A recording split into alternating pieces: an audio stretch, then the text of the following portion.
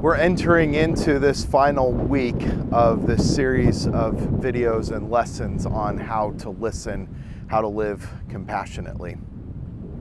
And over the course of these several weeks, we've looked at different practices, we've looked at different ideas to really help us to engage and to learn how to listen to ourselves, to others around us, to nature, and then ultimately in all three of those things, we'll be able to listen to God. And so we've looked at other practices concerning listening to nature. That might be the practice of finding a sit spot throughout the weeks and just learning to listen to the rhythms and the changes around us in the natural world. We've looked at how to listen to others in our conversations, understanding biases, how to show up mindfully and fully present in our conversations. We've also learned how to listen to God through sacred scriptures and in a meditative and a contemplative way of engaging with a sacred text to see the Spirit moving beneath the words. Today's practice really focuses on listening to ourselves and then as a byproduct also listening to God within our own lives. The practice that we're going to utilize was developed by a medieval saint called Ignatius of Loyola. If you've heard of the Jesuits, this is the person who started that particular movement.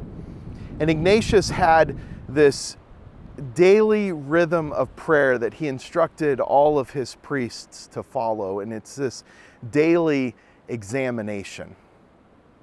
And this daily examination helps us to listen to ourselves and listen to the movement of God throughout the ordinary experiences of our lives. So today, I'm going to walk through these different movements of this daily examen. There are traditionally 5 movements to this form of prayer. The first of these movements is just simply to acknowledge the presence of the divine. It's sometimes easy to acknowledge the presence of the divine if we're standing at the precipice of the Grand Canyon, or if we're in a great cathedral, if we're singing a favorite song.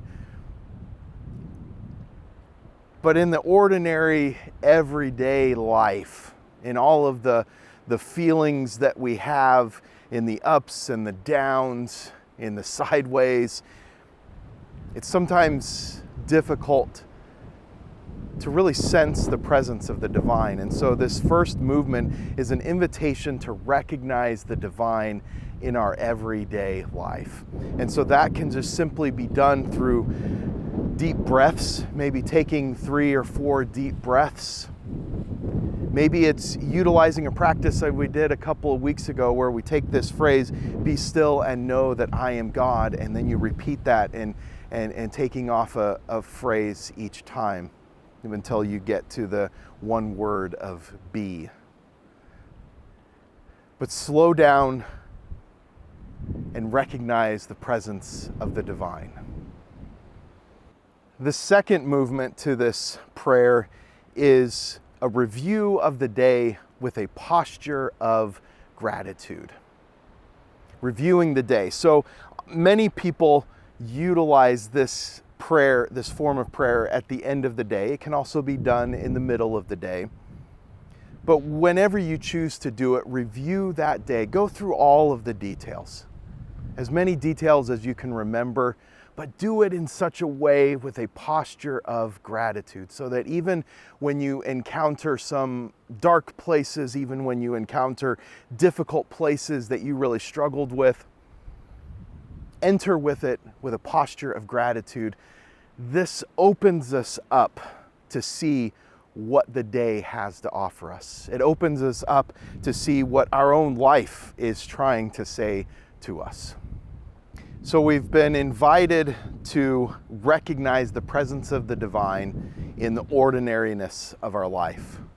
We've reviewed our day and all of the details that we can recall with a posture of gratitude. And now what we're going to move into, this third movement, is recognizing these things, and I'm going to use two big words here, consolation and desolation. These are two words we don't necessarily use all the time, but what we're going to start doing is finding consolations. Now, what I mean by that is by what are those times in your day in which you felt life, in which you felt energy, in which you felt the movement of spirit, in which you really felt the divine presence. Where were those times that just sparked inside of you? Those are what we're calling consolations. And so recognize where those things happened in your life. And then these other items, desolations. This doesn't mean that this is where God was absent. But these are the things that maybe drained your energy. The things that caused frustration, the things that caused anxiety, the things that caused depressive thoughts. Now, these items are not in opposition to consolation as though God is present in the consolations and absent in the desolations. That we can hear and listen to our life in the consolations, but the desolations are where we can't hear anything. Because even things like anxiety, even though that might be a very unpleasant experience and an unpleasant emotion, there's a reason that we had those anxieties. It's our body trying to tell us something. And so this becomes a clue for us as we listen to our lives, as we listen to the movement of God in us, that why were we experiencing that anxiety? Why did we feel that drain of energy? And perhaps that is helping us to learn more about ourselves, to listen. So consolations and desolations. Find those things, the things that give us life and the things that drain life. And begin listening to what your body is saying to you. The fourth movement then of this prayer is about taking one of those experiences of desolation, one of those experiences in which it was more difficult for you, in which you felt some darkness, in which you felt some draining of your energy. Move into one of those desolations and spend time there with it.